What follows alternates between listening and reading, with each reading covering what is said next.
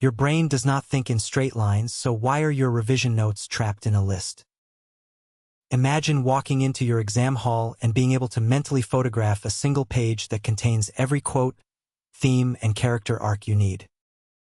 That is the power of mind mapping, a visual explosion of logic that mirrors the neural pathways inside your skull.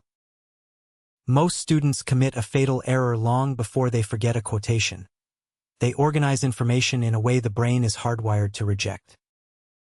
Linear note-taking is a left-brain tyranny that starves your right hemisphere of the images and spatial cues it craves. We are going to build a weaponized revision map for Macbeth, but these rules apply to an Inspector Calls, Jekyll and Hyde, or any text you are wrestling with. First, you must turn the paper landscape, immediately signaling to your brain that this is not a standard prison of bullet points. In the dead center, do not just write the title Macbeth. Draw a bleeding crown or a dagger hovering over a sleeping king. A central image acts as an anchor. The amygdala, your emotional sentry, remembers pictures far more efficiently than abstract words. From that central image, draw thick, organic branches radiating outward like the limbs of an ancient oak tree. These primary branches are your major themes: ambition, guilt, supernatural, and kingship. Do not write full sentences here. That is the enemy of flow.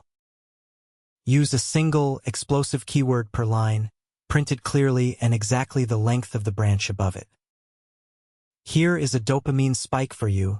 Your brain processes visuals 60,000 times faster than text. If you simply color-code your theme branches, you can cut your memorization time in half because you are coding information chromatically. Assign a specific color to ambition, perhaps blood red, and keep that color consistent for every quote and character action related to Macbeth's vaulting desire. Now, let's drill down into the second layer of branches, the capillary twigs where the specific evidence lives. On the guilt branch, don't just write Lady Macbeth. Draw a tiny, frantic hand that cannot be cleaned.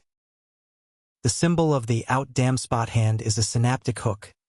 Seeing that doodle will yank the full quote from your subconscious. For the supernatural branch, sketch a jagged lightning bolt striking a heath to encode the opening scene with the witches.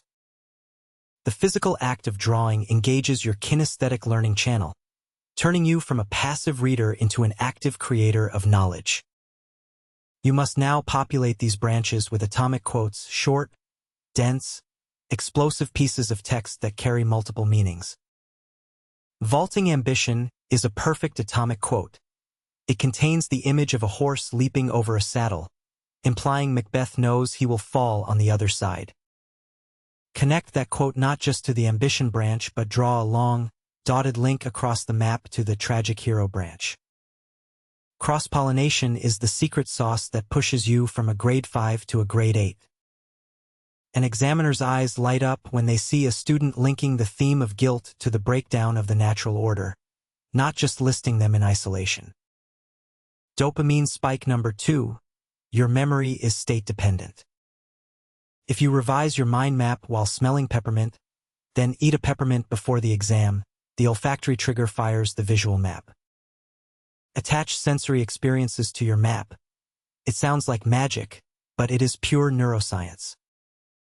Let's tackle structure and form on the map, because the how is just as vital as the what. Create a branch specifically for dramatic irony, and hang your evidence there like ornaments on a Christmas tree. When Duncan says the castle has a pleasant seat, the audience knows he walks into his grave. Your map must visualize that blind trust. For poetry clusters, put the poem title in the center and radiate the comparative poems out like spokes on a wheel. Between the spokes, draw bridges that link the structural decay of the statue to the metaphorical decay of chartered streets. Never forget the white space. A cluttered map is a cognitive prison. Silence on the page allows the eye to dance between nodes without getting lost in a tangled jungle of ink. You must practice the blind recall technique within 24 hours of drawing the map. Put the finished map away, take a blank sheet, and try to redraw the entire structure from your visual memory. The struggle to reconstruct the branches is the exact moment the myelin sheath thickens around your neurons, cementing long-term storage. When you hit a block, do not look at the original map immediately. The tip of the tongue state is your brain's most aggressive learning mode. Sit in that discomfort for 3 minutes. Only after you have fought to retrieve the lost branch do you check the original. The correction will tattoo the gap into your memory. Use the app Forest or Flora to time your focused mapping sprints, turning revision into a game of growing trees. A surprising fact: Charles Dickens suffered from a form of obsessive-compulsive disorder that made him rearrange furniture and sleep facing north. Knowing that human quirk makes Scrooge's rigid counting-house mentality feel less like a caricature and more like a confession. Context branches should be woven into the map with a distinct texture, perhaps a dashed cloud shape, to separate them from the fictional world. When analyzing the inspector in an Inspector Calls, a context link to Priestley's wartime radio broadcasts transforms the character into a mouthpiece for social conscience. Dopamine spike number 3. The Zeigarnik effect states that your brain remembers interrupted tasks better than completed ones. Stop your map halfway through a sentence analysis. Your brain will itch to finish it and inadvertently cement the first half.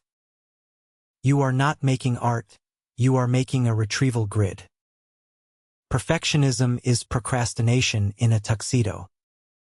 Speed is your ally. The faster you map, the deeper you bypass your internal critic and access your raw, unfiltered thoughts. You can map an entire novel in 20 minutes once you trust the system. Let's reverse engineer a grade 9 essay introduction directly from the map.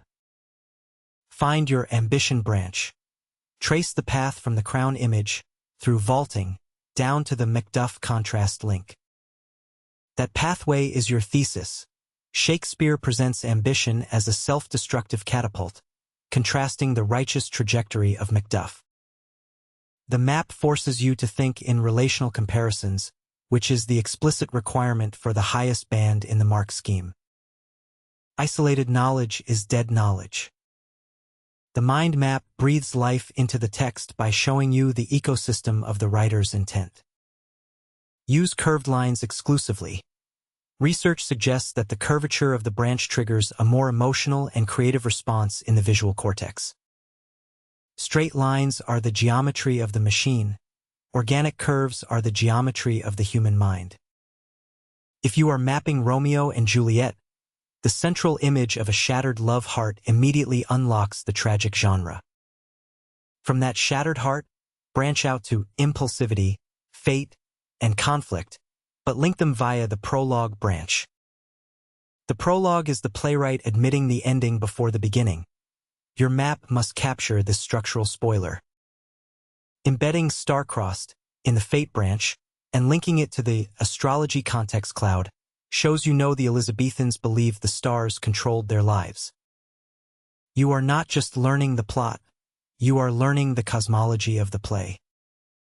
When you sit in the exam hall and the invigilator says, "You may begin," close your eyes for 10 seconds. Project your central image onto the dark canvas of your eyelids. Watch the red ambition branch grow, then the green guilt branch unfurling exactly as you drew them. Open your eyes and immediately scribble your thesis on the question paper, anchoring your visual memory into the physical space. This is the payoff. The map allows you to download an entire bank of essays in the first 60 seconds of the exam. You bypass the panic of recall and move directly into the flow state of analysis. Your revision is no longer a frantic memorization of disconnected quotes. It is a spatial story you can walk through. Test this now. Take a blank piece of paper and map a single character arc from your primary text without looking at the book. Start with the name, draw the first emotional state, and let the branches of change radiate outward.